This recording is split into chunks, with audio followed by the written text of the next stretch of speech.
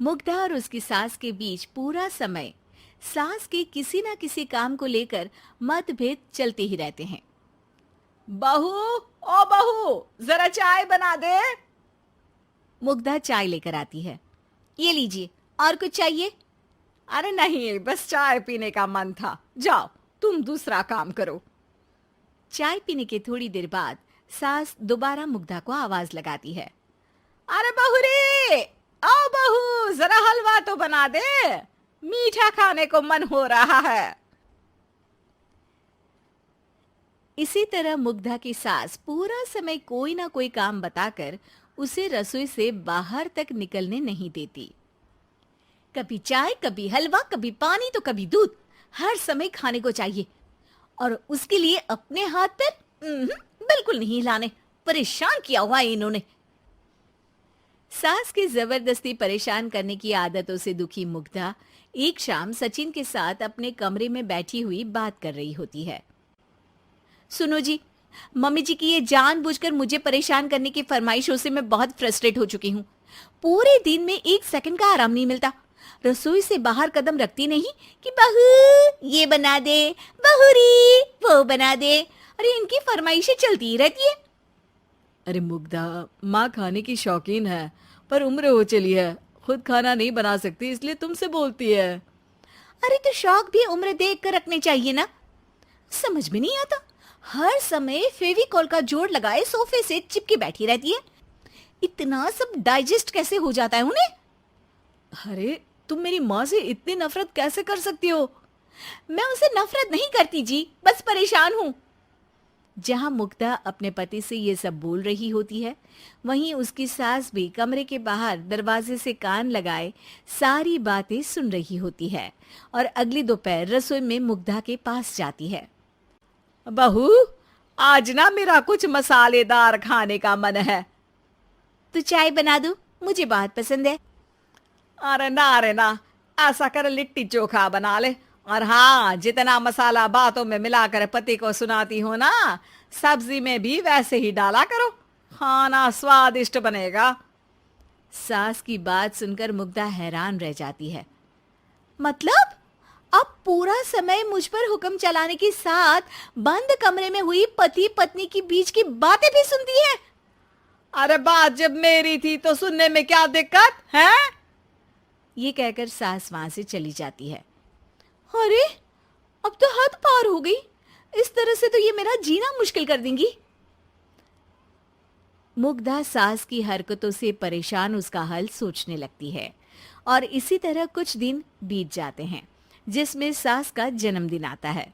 मुग्धा बहुत खुशी के साथ अपनी सास को एंड्रॉइड मोबाइल गिफ्ट करती है। मम्मी, आपको सबसे बात करने के लिए बहुत दिक्कत होती है ना? कभी सचिन तो कभी मुझे बोलना पड़ता है, पर इस मोबाइल से आपको कोई दिक्कत नहीं होगी। एक जगह बैठे बैठे बहुत कुछ कर सकती हैं अब आप। मोबाइल देख सासू माँ खुश हो जाती है, पर उसे इस्तेमाल करना तो आता नहीं, इसलिए साइड में रख देती है।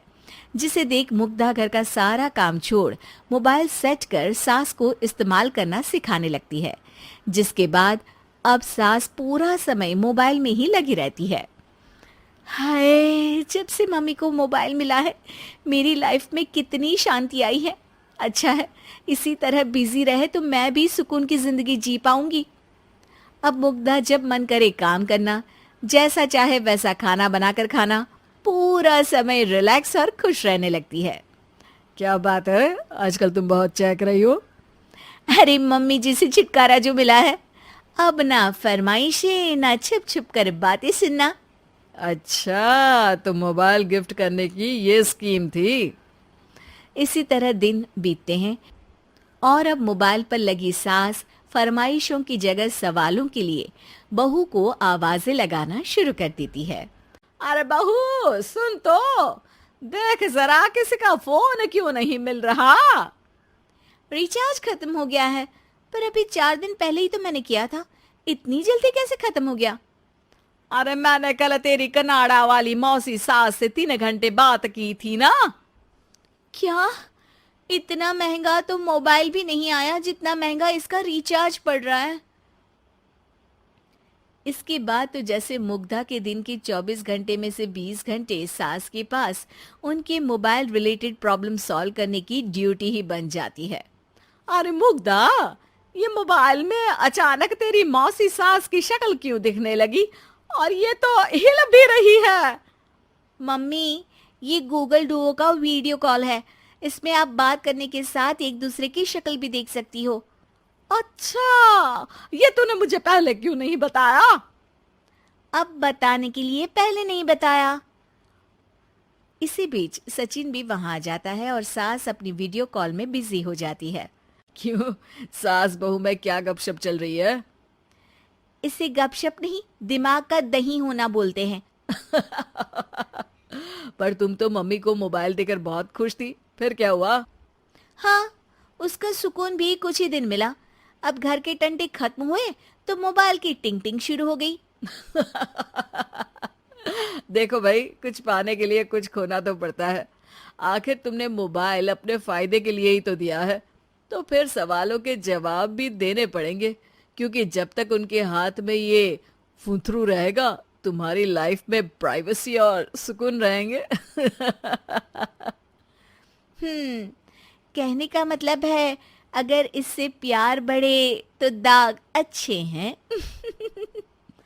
अरे मुझे पहले दिन से ही पता है मोबाइल किस मकसद से दिया गया है। भूलो मत, इससे पहले मैं बातें ही सुनती थी। सास की ये बात सुनकर मुग्धा शॉक में और सचिन हंसता रह जाता है।